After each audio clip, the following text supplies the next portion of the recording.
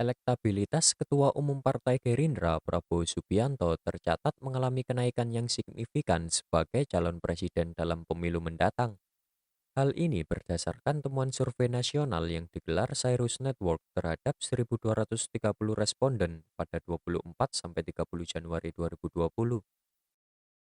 Dari sisi kontestasi politik, dalam simulasi 7 nama tokoh, Prabowo Subianto kembali muncul sebagai capres dengan elektabilitas tertinggi, yakni 24%. Ujar CEO Cyrus Network, Eko David Avianto dalam pemaparan rilis survei di Gondang Dia, Jakarta Pusat, Jumat 13 Maret 2020. Selain Prabowo, nama lain yang masuk antara lain adalah Gubernur Jawa Tengah Ganjar Pranowo, Gubernur DKI Jakarta Anies Baswedan, dan politisi Partai Gerindra Sandiaga Uno. Menurut Eko, kondisi ini juga didukung pandangan responden atas portofolio Prabowo sebagai Menteri Pertahanan.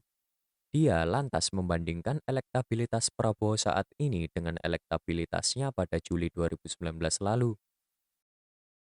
Saat itu, elektabilitas Prabowo hanya menduduki posisi ketiga dengan 16%. Elektabilitas Prabowo saat itu berada di bawah Sandiaga Uno yakni 23% dan Anies Baswedan 19%. Ucapnya,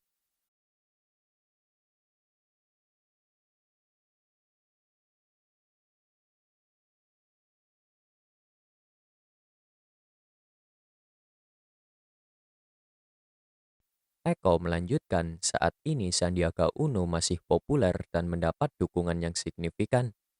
Hanya saja elektabilitas Sandiaga Uno saat ini turun menjadi 19%.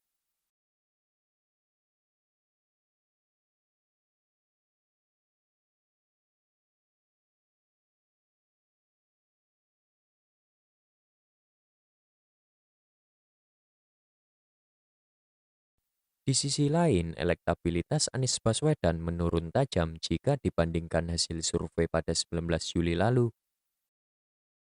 Elektabilitas Anies menurun tajam dibandingkan kondisi pada Juli 2019, yakni 19% ke 13%, ucap Eko.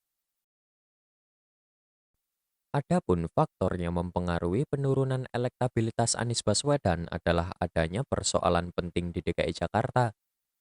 Persoalan yang menyangkut kepemimpinan Anies Baswedan di ibu kota negara ini, kata Eko, dinilai banyak menimbulkan kontroversi. Misalnya persoalan banjir di awal tahun dan penyusunan APBD. Sebab persoalan DKI Jakarta menjadi perhatian seluruh masyarakat Indonesia, ujar Eko.